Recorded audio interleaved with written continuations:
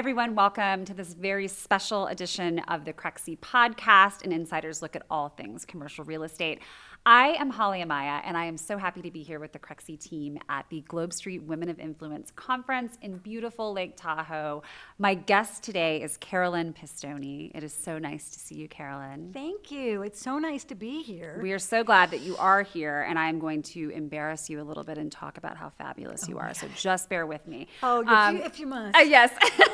So Carolyn is a committed earthling dedicated to saving the planet using her real estate license, and I have so many questions about that amazing first line.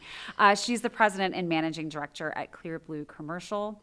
She has held various senior positions in the entertainment, real estate, and high-tech industries, and she also serves on the environmental committee of the Sonoma County Alliance, the Climate Action 2020 Stakeholders Advisory Group, is former president of the Board of Trustees for the Petaluma Community Foundation, and is a founding board member of 100 Sonoma People Who Care. She is a proud realtor, an eco-broker, and a certified green building professional, and I think all of that is going to lay the groundwork for a really fabulous conversation today. So one of the things we have highlighted here is this idea of sustainability and business as a force for good. So I want you to drop into that, talk to me about that as your mantra and how it's gotten you to where you are today.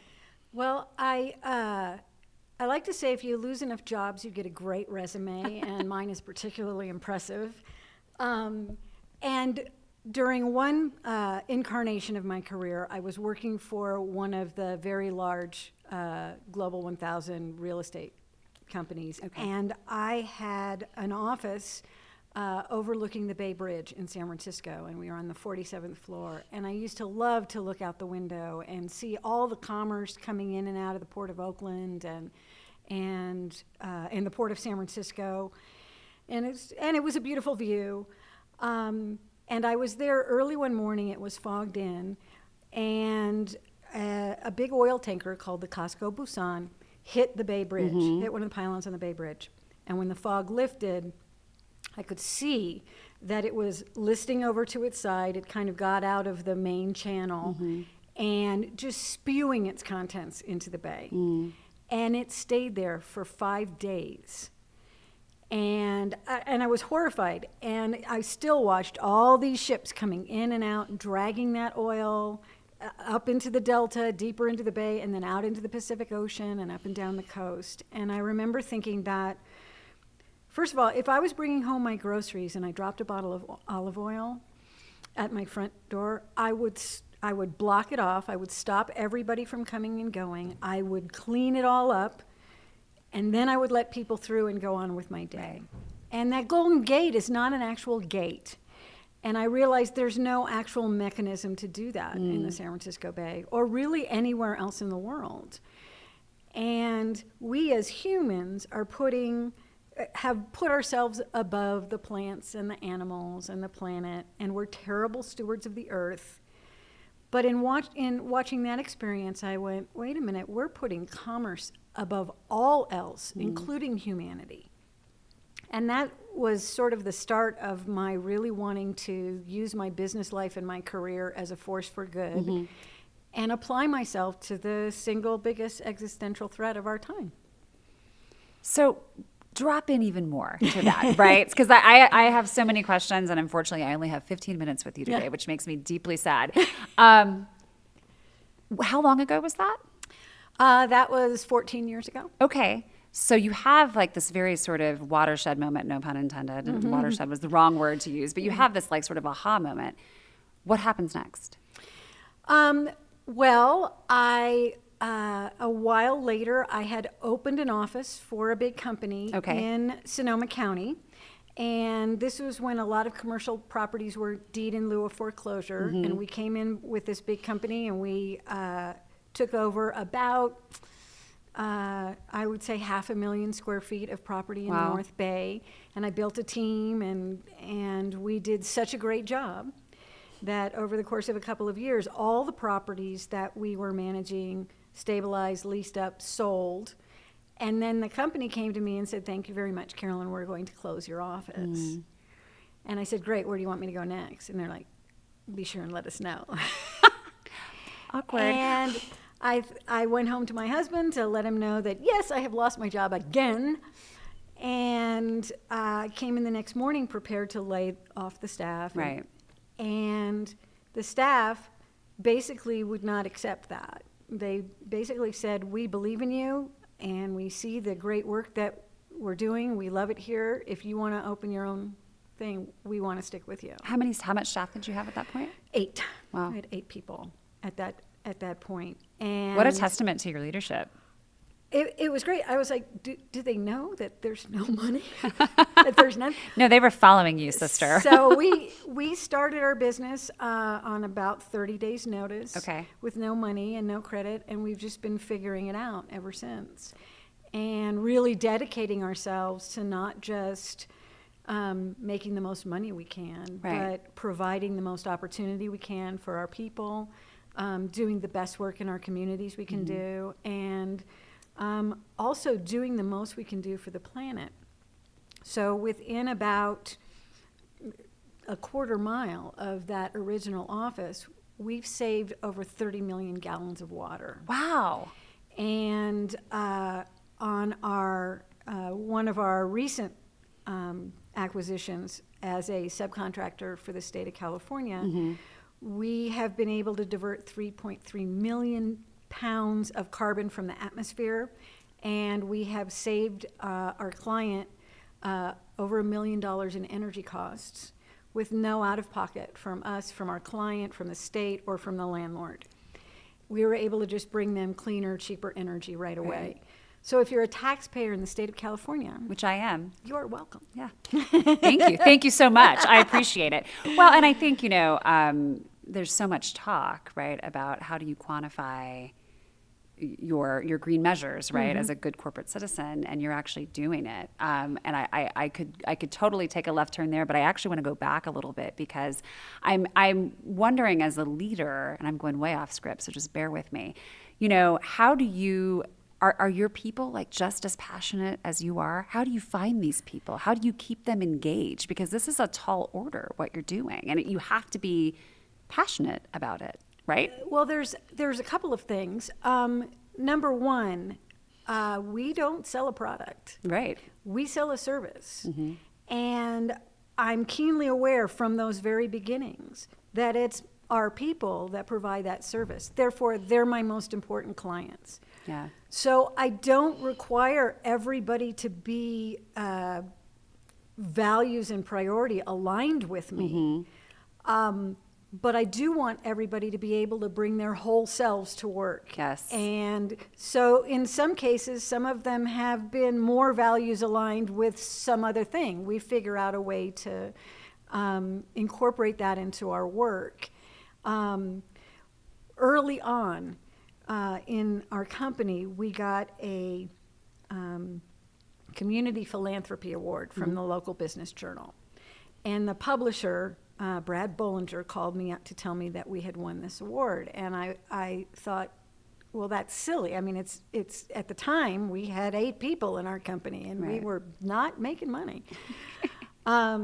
And he said, of all of the companies in the entire North Bay that we looked at, your company gives more in terms of percentage of revenue, pro bono, company match for your employees, all those things, more than any other company in the North Bay. So we had to give you this award. And I was so proud. You're like, I'll take it. I was so proud. And so, and my husband owns the company with me. Yeah. He's the minority shareholder. Right. Okay. I ran to his desk to tell him I was so excited, and he said, "What?" He was going to put a stop to all that goodness. But it really showed that we're putting our money where our mouth is, and we're really looking for great opportunities to express ourselves at work and have all our people express themselves. And I can give you one tiny example. Please do. We had the biggest deal we had done in our early years. We did a deal. We represented the landlord, and we found a headquarters for the local smart train. And we decided that what we wanted to do was, when they moved into their headquarters, we wanted to go ahead and throw them a reception. And one of my engineers had a catering company with his mother. And my chief engineer was a musician, and he had a band. And I see where this is going. My operations manager was a dancer and had a dance company. Did not expect that. And so one morning in the shower, where I do my best thinking, I rewrote the words to Folsom Prison Blues by Johnny Cash. Yeah. Because it's got that great Totally. train downbeat. And so we threw this little reception and catered it, and we had a band. Yeah. And then when the band started playing Folsom Prison Blues, all of a sudden there was a flash mob. And because we came out of the entertainment industry, my husband just happened to be there with 3 cameras. Of and course. we did a whole video of it, and we were able to hand them as a gift. Right. We're like, here's a video. Oh, that's amazing. Of a song we wrote for you and a performance we did for you. Now, we didn't make any money. Nobody asked us to do that. Right. We didn't make any money on it. But it was by far the best day at work ever. Right. Everybody felt fully realized. Yeah. Everybody had fun.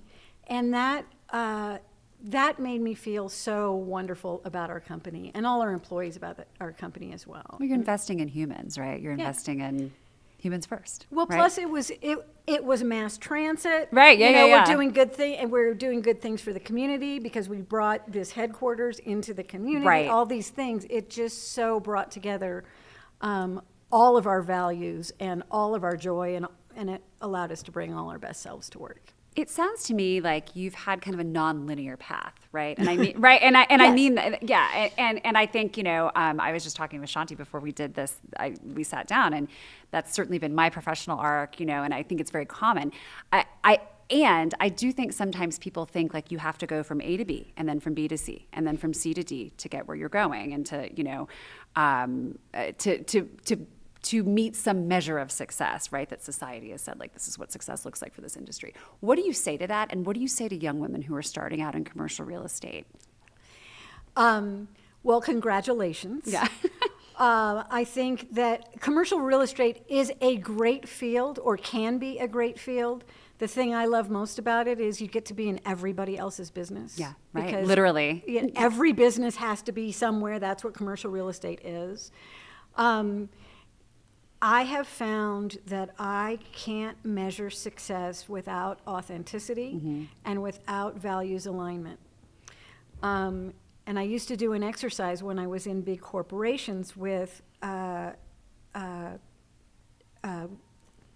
different departments, et cetera, where we would do a values exercise where we would, I'd hand out these sheets and I had written 100 values on them, and I asked everybody, okay, you've got 90 seconds, just pick your top 5 Right. and turn it in. And everybody would freak out. The first question was always, do we have to put our names on this? Right. And I'm like, well, no, this isn't going on your permanent record. It's an exercise. You're not getting a report card for this. And there are no wrong answers. Right. Genocide and pedophilia are not on this list. Right. And if there's something really important to you that's not on here, write it in. Yeah. It's fine. And then the next question, and I still get it to this day because I've done this exercise before, is, do you mean our values at work or our values in our real life? And They're the same. Well, They're one and the same. I said, your values are your values. Right. And if your values are different in your work life than they are in your real life, then you may be working in the wrong place. Yeah. Because you can't do anything. There is no success that is not values aligned. There is no success that's not values aligned, because you will not be happy, you will not be successful, and you will not be bringing your full self to your life. Bingo. It's like you're not putting on some, overcoat of what success should look like or what showing up in this role should look like, right? When you're doing that. That is a wonderful place for us to end this all too brief conversation. I hope to have the opportunity to talk with you a lot longer in the future. Thank you so much for making time here at Women of Influence. Again, reporting live from Women of Influence at Lake Tahoe. You are listening to the Crexi Podcast. Thank you so much.